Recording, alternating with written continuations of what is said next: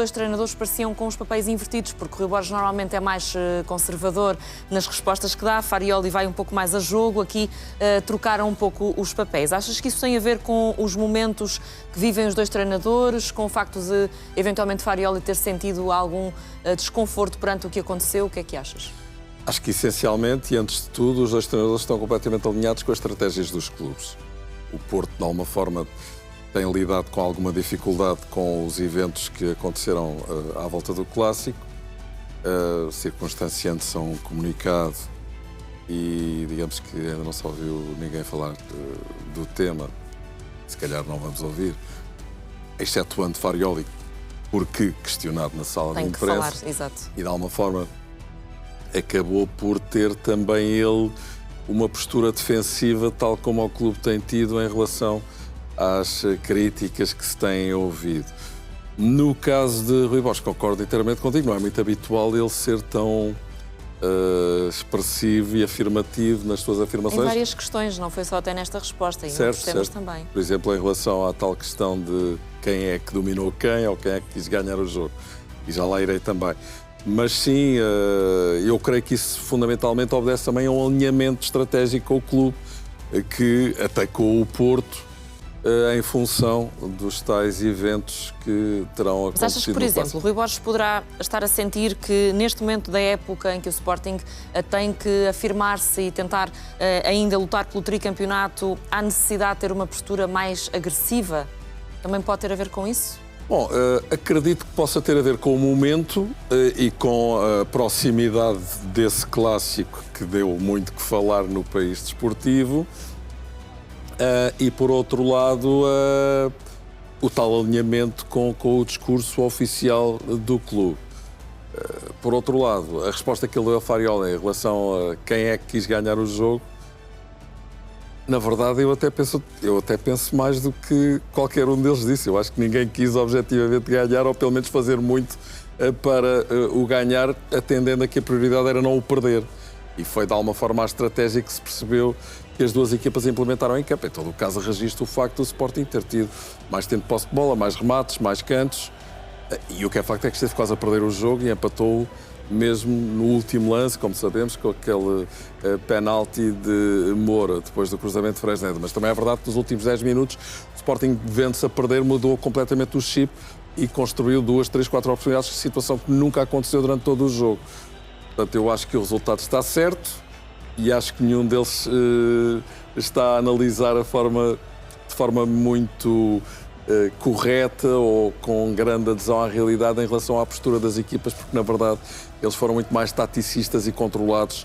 Eu, inclusivamente, utilizei a palavra medo.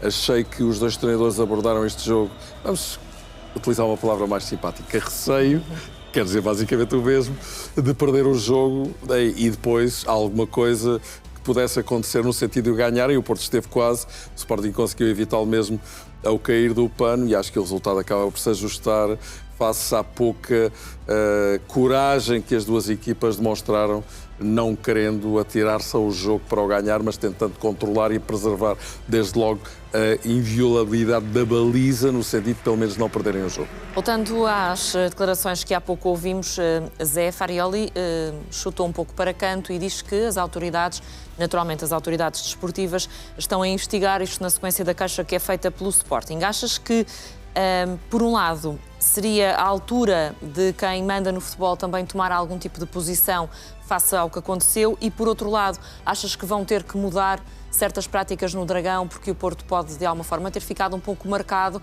por todo o protagonismo e por tudo aquilo que se falou nos últimos dias? Certo, concordo. Já tive a oportunidade de defender também aqui. Eu acho que isto não vai voltar a acontecer, da mesma forma que aquele episódio da televisão também não voltou a acontecer. Portanto, isto são, de alguma forma, ensinamentos a que o Porto retira, porque, na verdade, também já tive a oportunidade de o dizer e reafirmo, que acaba por ter um efeito boomerang sobre a imagem do próprio clube e da administração. Achas que está manchada neste momento a imagem do Porto? Está, do ponto de vista em que... E do Presidente já agora? Do ponto de vista em que as críticas têm sido generalizadas.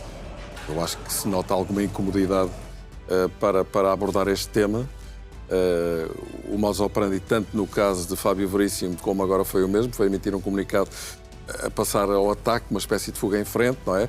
Com o Fábio Veríssimo foi a queixa de algo que se tinha passado e que ninguém sabia que se tinha passado 2 meses antes, com o árbitro.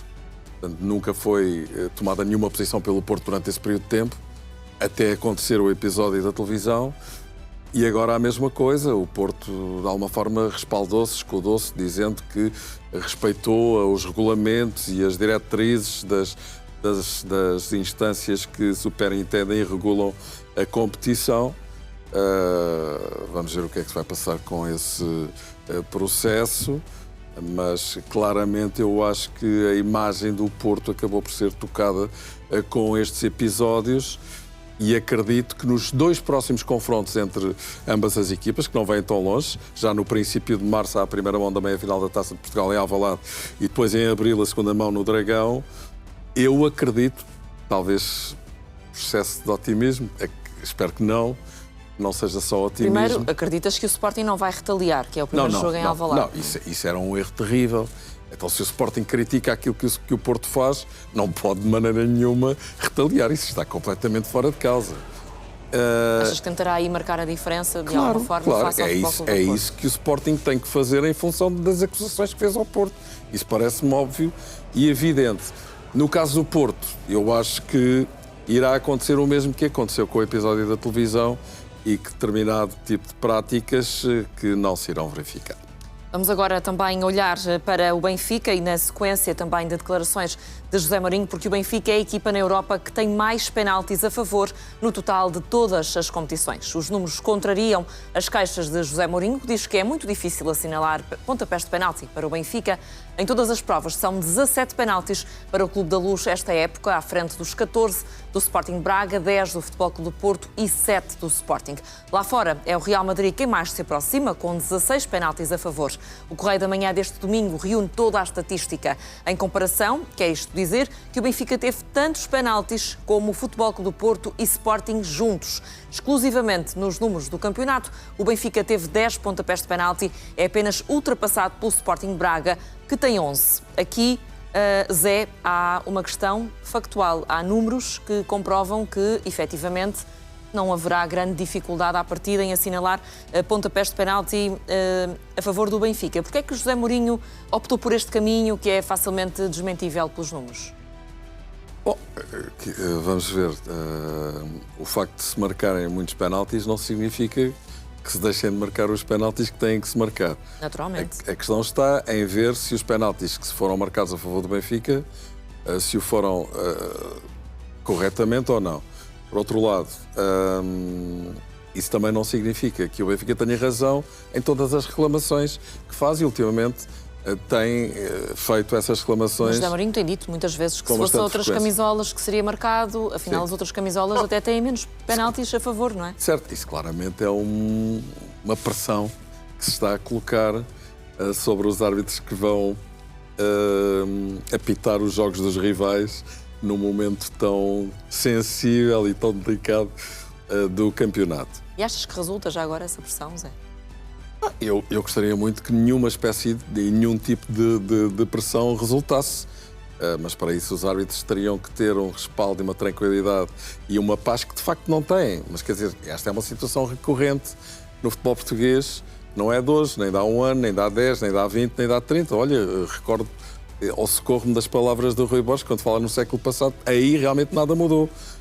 E à medida que se vai percebendo que a pressão aumenta por causa da Liga dos Campeões, o tal número de clausos de apenas 2 equipas ainda, aparentemente essa situação vai ser resolvida daqui a 2 temporadas, mas apenas 2 poderem ir à Liga dos Campeões, uma de forma direta e a outra ainda a ter que disputar eliminatórios e play-off, e uma terceira vai para a Liga Europa, que é aquilo que tem acontecido nos últimos 2 anos com o Porto. Obviamente que isto aumenta muito a pressão e o nível de conflitualidade, tudo isto conjugado com a falta de cultura desportiva, de fair play, a mentalidade um bocadinho obtusa que existe no futebol português, de que interessa é ganhar, não interessa como. E desse ponto de vista eu diria que o Benfica é uma equipa que tem vindo a subir muito as suas ações na área, é uma equipa mais ofensiva. Vê que o Benfica até há pouco tempo era claramente a equipa que marcava menos golos no campeonato e agora já não é exatamente assim. O Sporting tem 55 golos, o Benfica tem 46, o Porto tem 42. Tem até o melhor marcador do campeonato, como sabemos, Pavlidis, que regressou agora aos golos, depois de um período de algum ocaso.